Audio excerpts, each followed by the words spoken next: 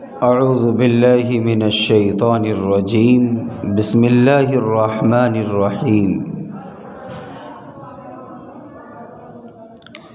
وقالوا لن تمسنا النار الا ایاما معدودة قل اتخذتم عند اللہ عہدا فلن یخلف اللہ عہدہ ام تقولون علی اللہ ما لا تعلمون بلا من کسب سیئة واحاطت به خطیئته فأولئک اصحاب النار هم فیہا خالدون۔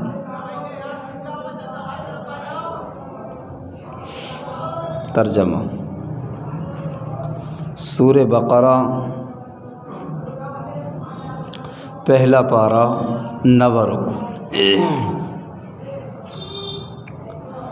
وقالوا لن تمسنا النار الا ایاما معدودہ، اور کہا انہوں نے ہرگز ہم کو نہیں چھوئے گی دوزخ کی آگ الا ایام معدودہ، مگر چند دن۔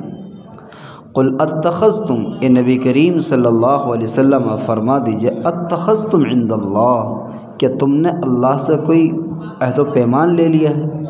فلن یخلف اللہ عہدہ، کہ ہرگز اللہ تعالیٰ خلاف ورزی نہیں کرے گا اپنے عہد و پیمان کی۔ ام تقولون علی اللہ ما لا تعلمون، یہ تم کہتے ہو اللہ پر ایسی بات جو تم جانتے نہیں۔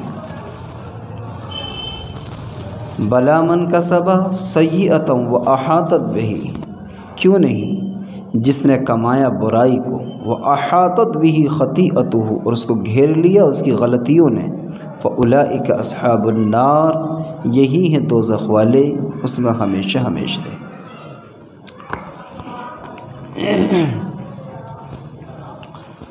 اللہ تبارک و تعالی نے قرآن مقدس کی ان آیت پاک کے اندر جو تلاوت کی گئی ہیں، اپنے بندوں کو بہت اہم باتوں کا پیغام دیا ہے۔ اس سے پہلے کہ میں آیت پاک سے متعلق چند باتیں آپ کے سامنے پیش کروں، یہ جاننا ضروری ہے کہ اس سے پچھلی آیات کے اندر اللہ نے کن باتوں کو بیان فرمایا۔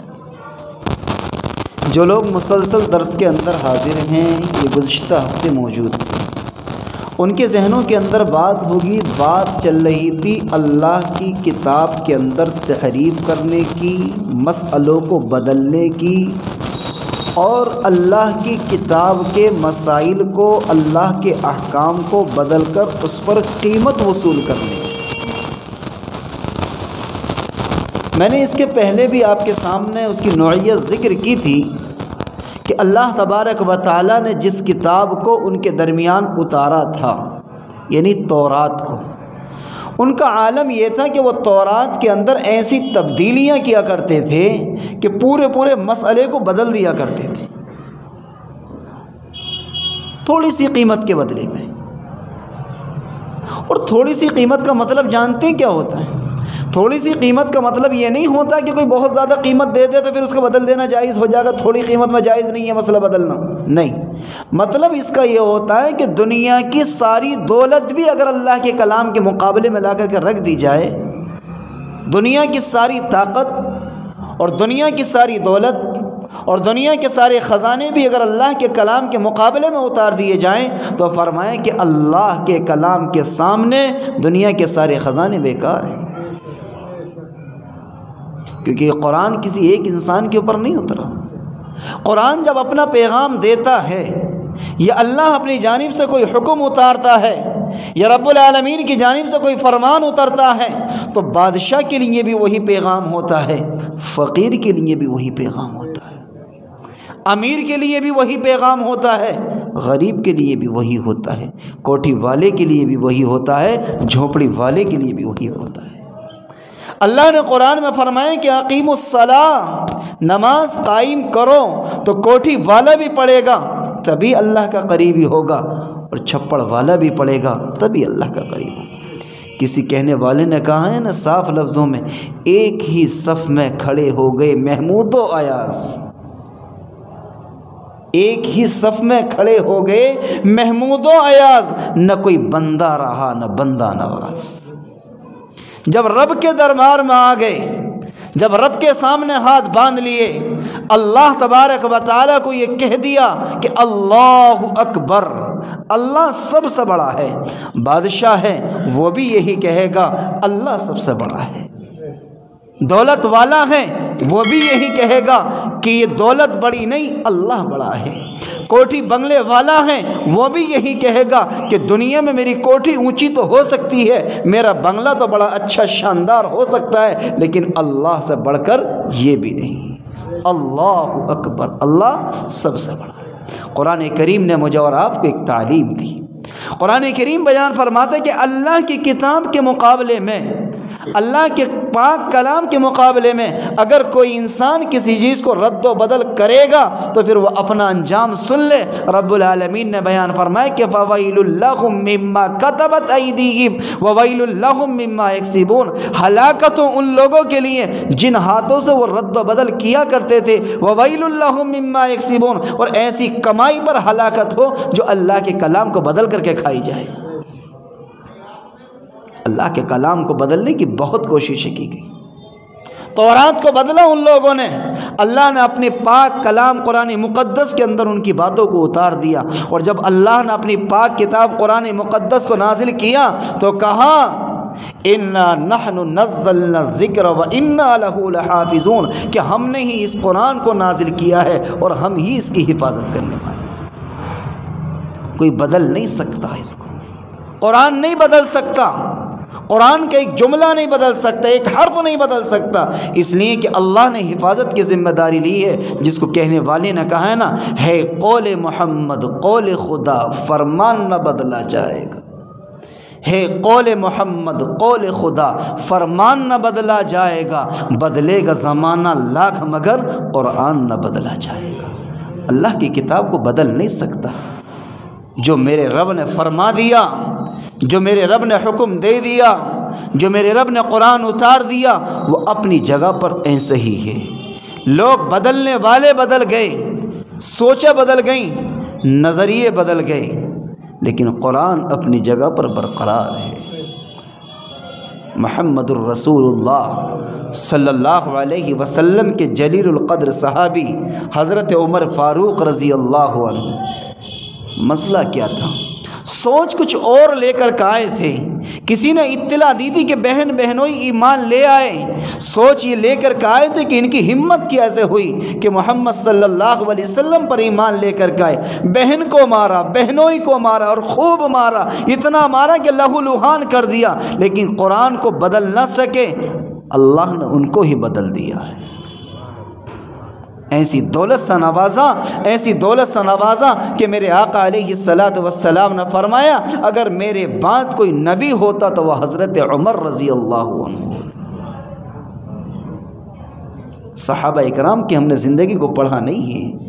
حضرت ابو بکر صدیق رضی اللہ عنہ، حضرت عمر فاروق رضی اللہ عنہ، حضرت عثمان غنی رضی اللہ عنہ، صحابہ اکرام کی مقدس جماعت، اگر کسی ایک کی زندگی کو اٹھا کر کے دیکھو گے انہوں نے کس طریقے سے سینے کے اندر قرآن کو اتارا ہے،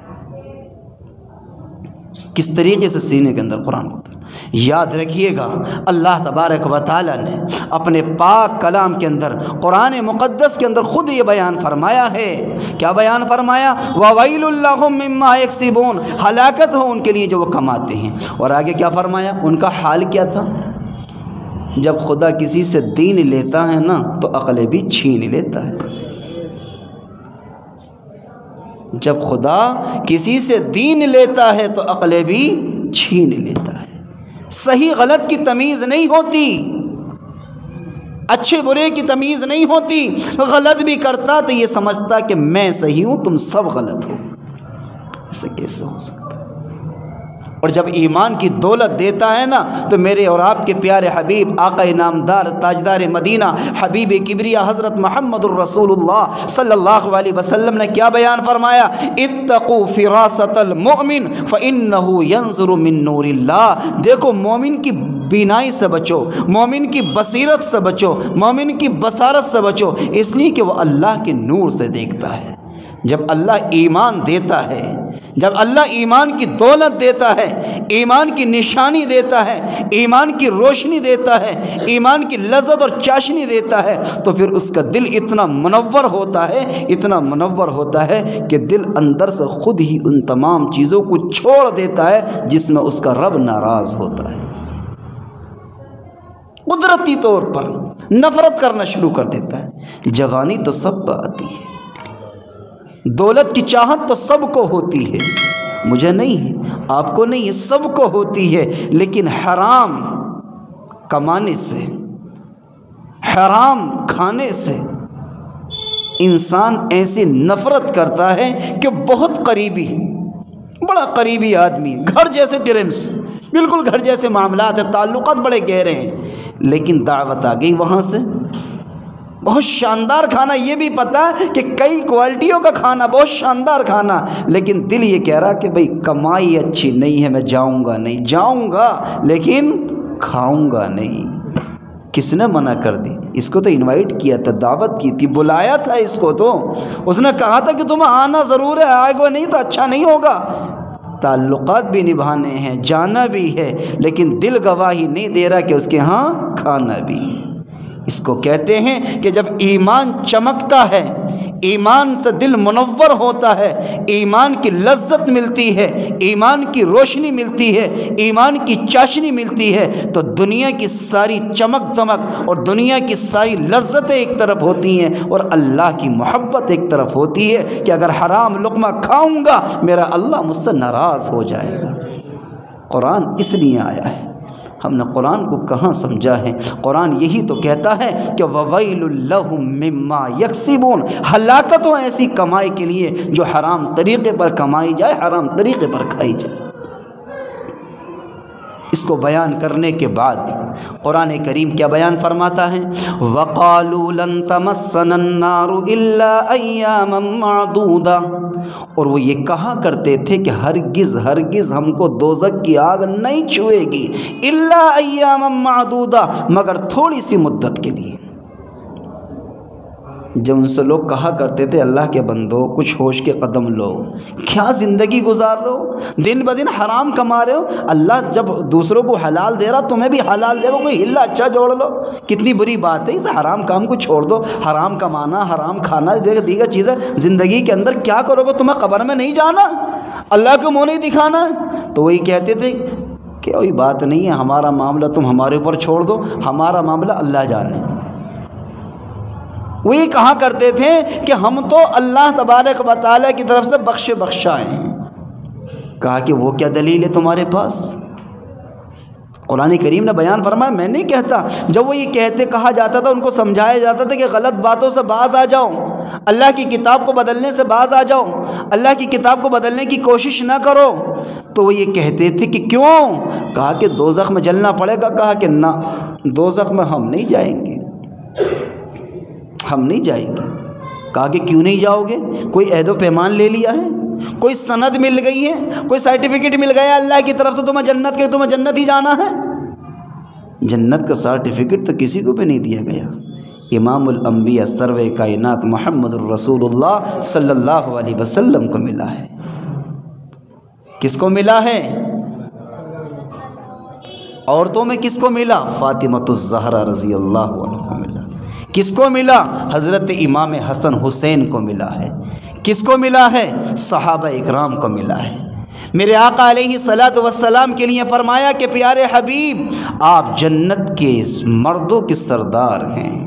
فاطمہ الزہرا کو کہا، فاطمہ میرے پیارے حبیب کی لخت جگر اور بٹیا، تجھے جنت کی عورتوں کا سردار بنا دیا ہے۔ عورتیں جنت میں جب جائیں گی جب فاطمہ جائے گی پہلے۔ امام حسن حسین، تم نے اپنے نانا کے دین کو زندہ رکھنے کے لیے اپنی جانیں قربان کر دی، نانا کے دین کو جھکنے نہیں دیا، تمہیں جنت کے نوجوانوں کا سردار ہم نے بنا دیا۔ الحسن والحسین سیدہ شباب اہل الجنہ۔ ہم خطبہ نہیں سنتے نا توجہ سے، ہر خطبے میں یہ جملہ آتا ہے، ہر جمعے کو آتا ہے، الحسن والحسین سیدہ شباب اہل الجنہ۔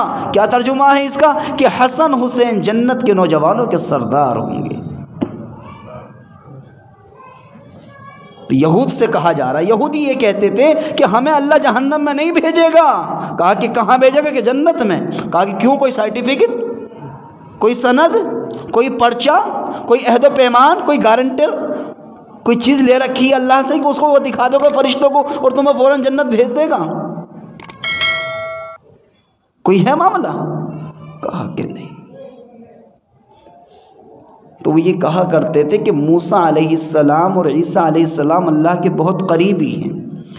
عیسیٰ علیہ السلام اللہ کے بہت قریبی ہیں اور موسیٰ علیہ السلام، لہٰذا ہم ان کی امت میں ہیں۔ اللہ تبارک و تعالیٰ صرف یہ پوچھ کر کے کس کی امت میں ہو، ہم یہ کہہ دیں گے کہ موسیٰ علیہ السلام کی امت میں ہیں، تو بس اتنا کہنے کے بعد میں فوراً اللہ کہہ دے کہ جاؤ جنت کے اندر چلے جاؤ۔ کہا کہ نہ، ایسا نہیں ہوگا۔ کسی کہنے والے نے کہا ہے نا، زندگی عمل سے بنتی ہے، جنت بھی جہنم بھی، یہ خاکی اپنی فطرت میں نہ نوری ہے نہ ناری ہے۔ نسبتوں سے کام نہیں چلے گا کہ میں مفتی کا بیٹا ہوں، میں صحابی کا بیٹا ہوں، میں نبی کا بیٹا ہوں۔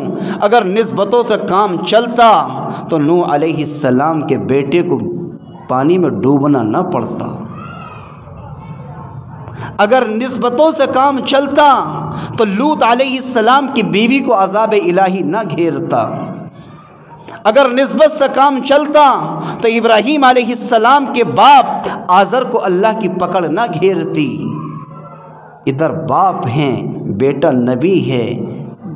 کون ہے نبی؟ ابراہیم خلیل اللہ۔ باپ کا نام کیا ہے؟ آزر ہے۔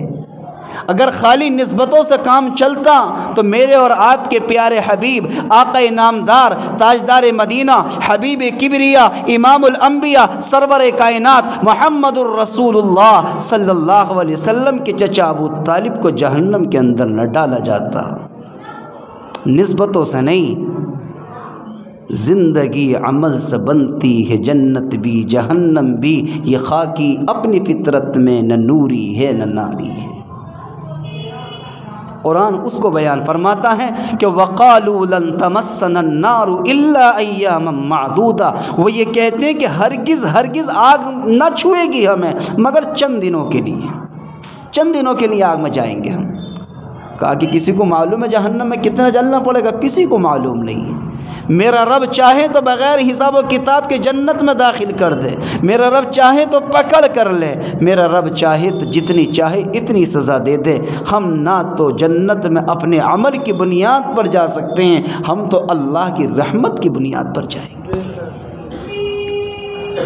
جتنا عمل کرتے ہیں نا، اس سے زیادہ تو ہم اس کی نعمتیں وصول کر لیتے ہیں۔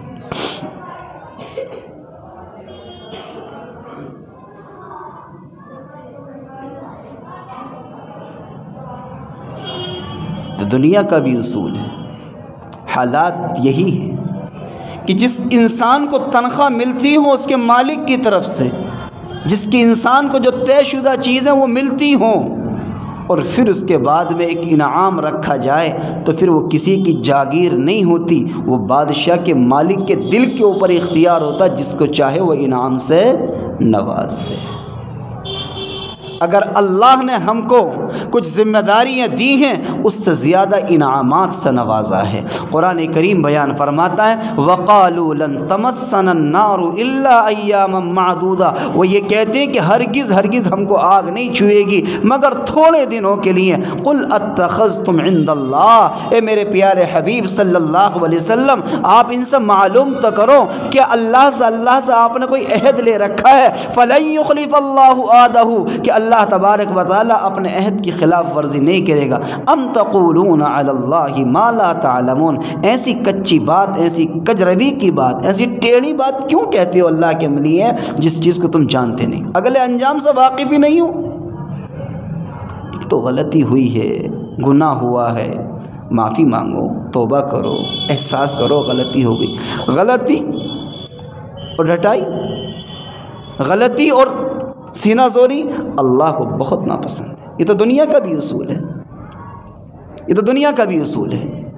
آپ ذرا ادھر سے آ رہے ہیں، آپ کے پاس میں بھی ٹریفک ہے، گاڑی ہی ادھر سے بھی آ رہے ہیں، جو دونوں لوگ آ رہے ہیں، ایک بندہ رانگ سائڈ چل رہا، دوسرا مطلب یہ ہے الٹی سائڈ چل رہا، اور جا کر کے دوسرے کی سواری میں ٹھک جائے، غلطی پر آپ تھے، وہ صحیح چل رہا تھا، ٹکراؤ ہو جائے، لیکن بجائے اس کے کہ وہ کچھ کہے جس کو آپ نے ٹھوکا ہے، وہ اس سے کچھ کہیں، آپ نے کہا بھائی غلطی ہو گئی، معاف کر دیجیے، بھول ہو گئی، ادھر کو سائڈ نہیں تھی، دھوکے سے لگ گئی، تو وہ جو اس کے غصہ تھا نا، تیور چڑھے ہوئے تھے، فوراً آدھا غصہ اس کا ٹھنڈا ہو جائے گا، وہ کہے گا دیکھ کے چلایا کرو، جاؤ۔ کیوں بھائی؟ کہ آپ نے اپنی غلطی مان لی، اپنی غلطی تسلیم کر لی، اپنی غلطی تسلیم کر لی، مان لی۔ اور اگر آپ کہیں کہ دیکھ کے نہیں، یعنی غلطی پر پھر مزید اس سے اور الٹی بات، تو پھر کیا ہوتا ہے؟ پھر نتیجہ جو ہوتا لڑائی جھگڑے اور نہ معلوم کہاں تک نوبت پہنچتی ہے۔ ہمارے اندر سے یہی تو صفت ختم ہو گئی، غلطی ماننے کی صفت نہیں ہے، غلط ٹھہرانے کی صفت بہت ہے، نصیحت قبول کرنے کی صفت نہیں ہے، تنقید کرنے کی صفت بہت ہے۔ قرآن کریم بیان فرماتا ہے، یہاں پر کیا بیان فرمایا؟ ام تقولون علی اللہ ما لا تعلمون، ایسی بات کیوں کہتے ہو جس بات کا تمہیں علم نہیں ہے۔ آگے کیا فرمایا؟ بلا من کسب سیئۃ واحاطت به خطیئته فاولئک اصحاب النار هم فیہا خالدون۔ بلا من کسب سیئۃ، ہاں کیوں نہیں، جو گناہ کمائے، وَأَحَاطَتْ بِهِ، اور گھیر لیا ہو اس کو اس کی غلطی نے۔ کیا مطلب ہے اس کا؟ بسم اللہ الرحمن الرحیم۔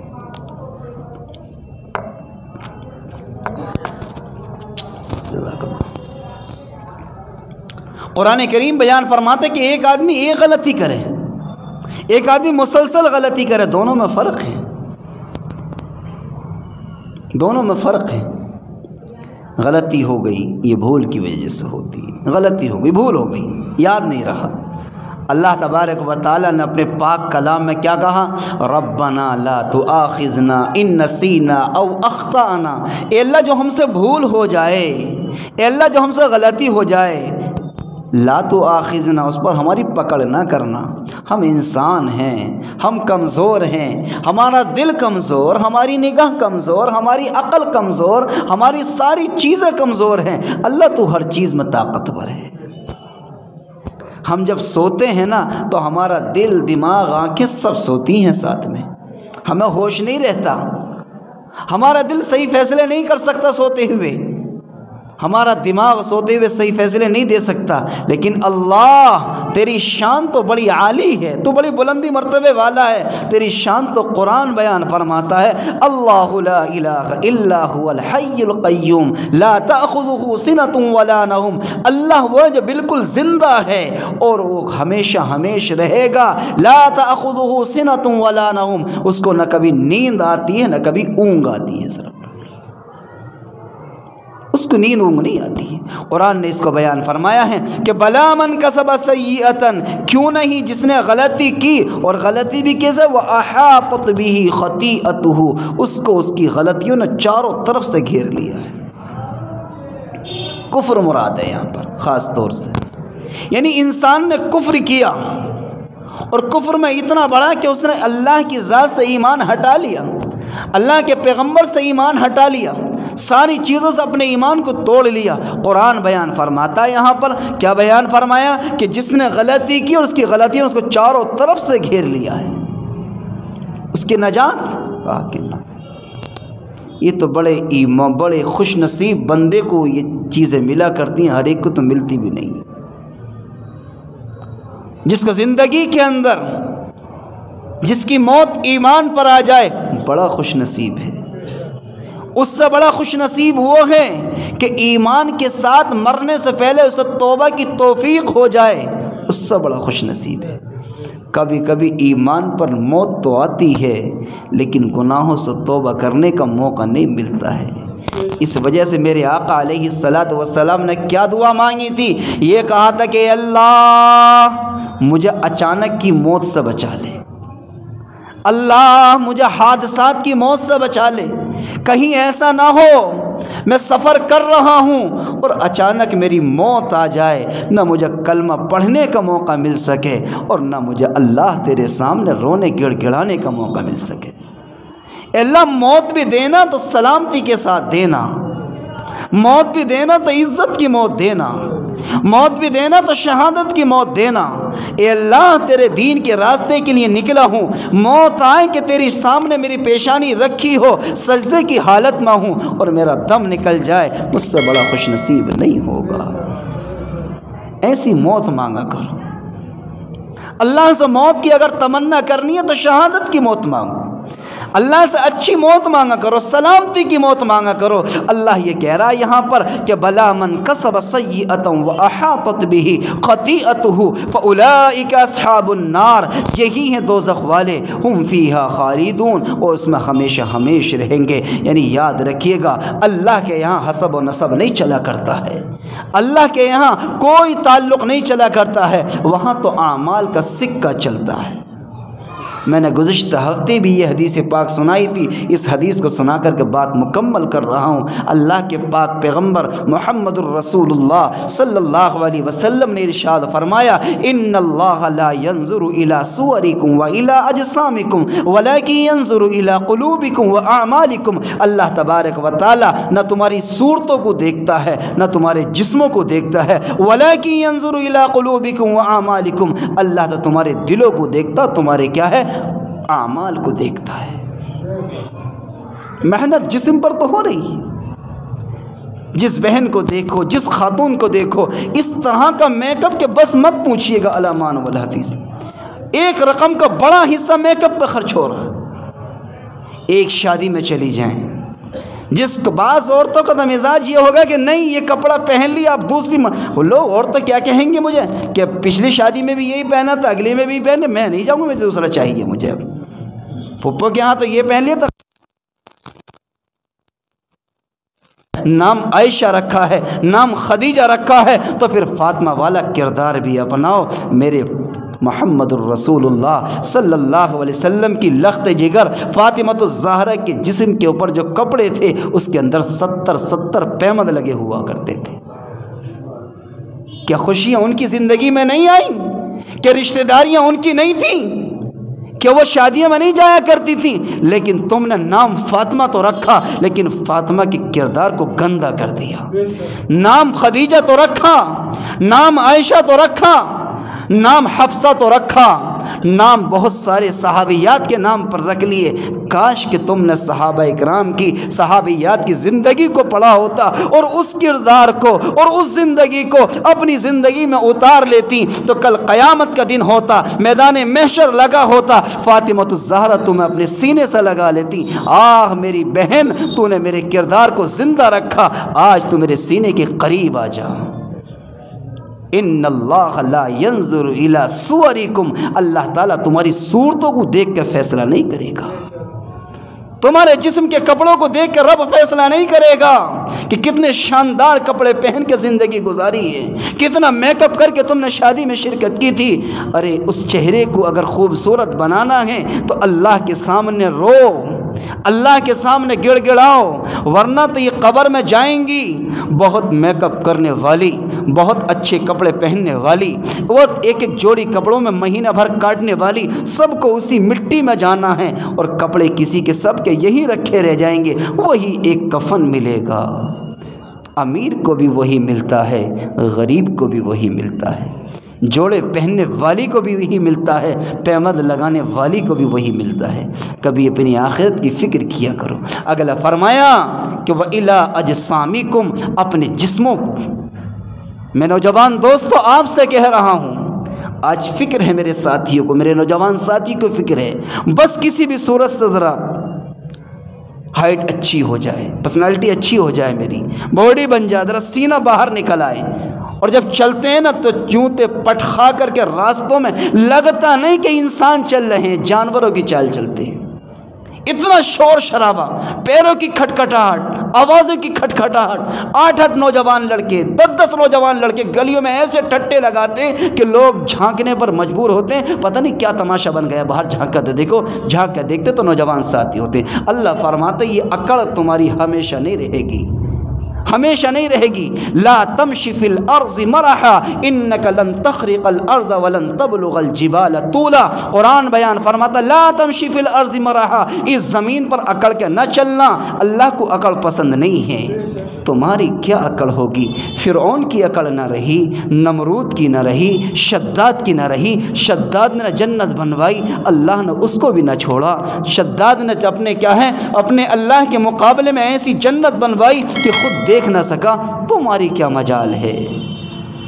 فرعون کو نہ چھوڑا، غرق کر دیا۔ نمرود کو نہ چھوڑا، جسے بادشاہت کا ایسا خمار تھا، ایک مچھر ناک میں ڈال کے پورے زمانے سے جوتے سر پر لگوا دیے۔ یہ تو رب کا شکر ادا کیا کرو، اللہ تیرا شکر، تیرا احسان ہے، تو نے صحیح سالم ٹانگیں نصیب فرما دی۔ تو چاہتا تو لنگڑا بنا دیتا، میں بیساکھی سہارے اور ڈنڈے کے سہارے چلتا میں تو۔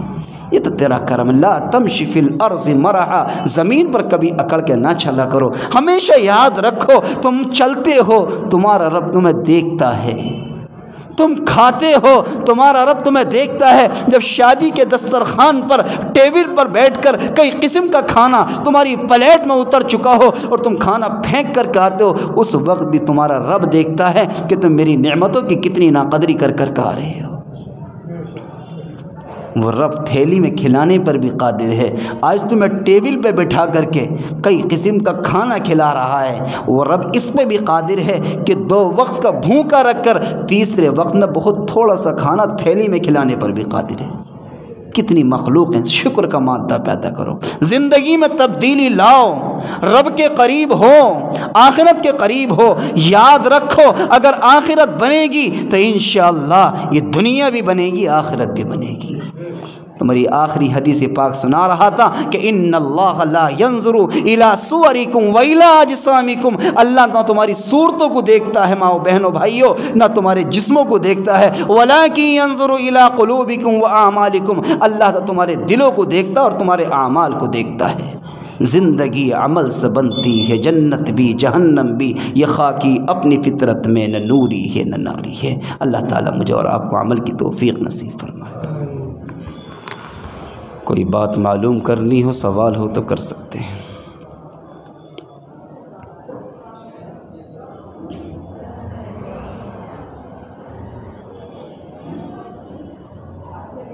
دعا کرا دیں۔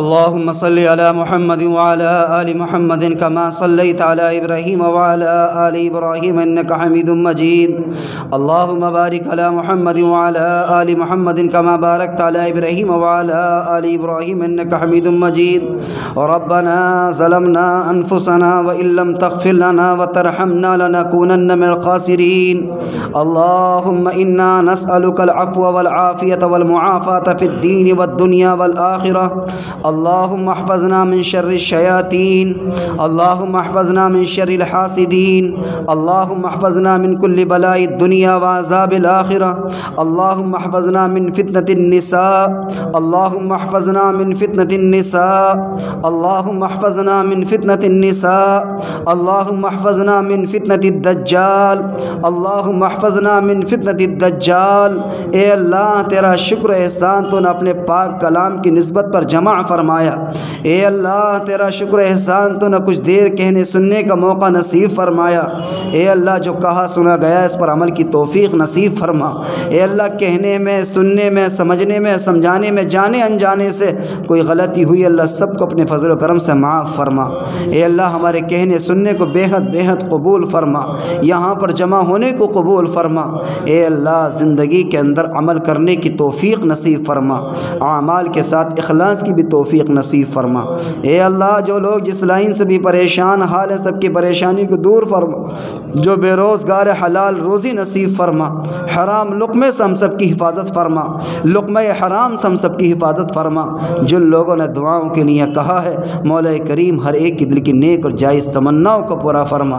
اے اللہ جتنے بھی لوگ اس مجلس میں بیٹھے ہیں اے اللہ سب کی دل کی نیک اور جائز تمناؤں کو پورا فرما۔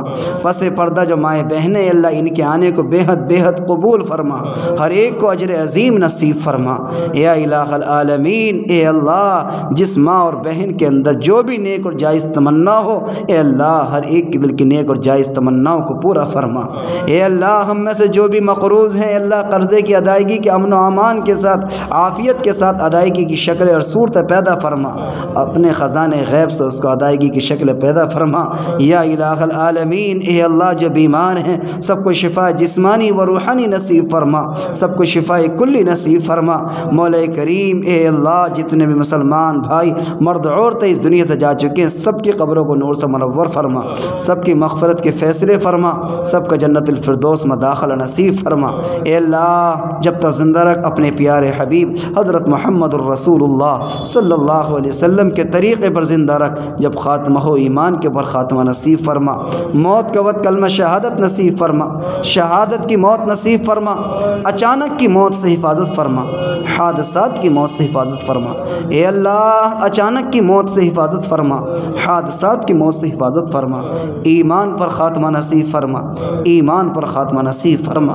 اے اللہ مرنے سے پہلے اپنے گناہوں پر رونے کی گڑ گڑانے کی توفیق نصیب فرما، اے اللہ توبہ کی توفیق نصیب فرما یا الہ العالمین۔ مرنے سے پہلے مرنے کے بعد کی تیاری کی توفیق نصیب فرما یا الہ العالمین۔ اے اللہ ہم سب کو ایمان پر خاتمہ نصیب فرما، موت کا وقت کلمہ شہادت نصیب فرما یا الہ العالمین۔ ہماری دعا کو محض اپنے فضل و کرم آقا مدنی محمد عربی صلی اللہ علیہ وسلم کے صدقے طفیل میں قبول و منظور فرما، وصلی اللہ تعالی علی خیر خلقہ محمد وعلی آلہ واصحابہ اجمعین۔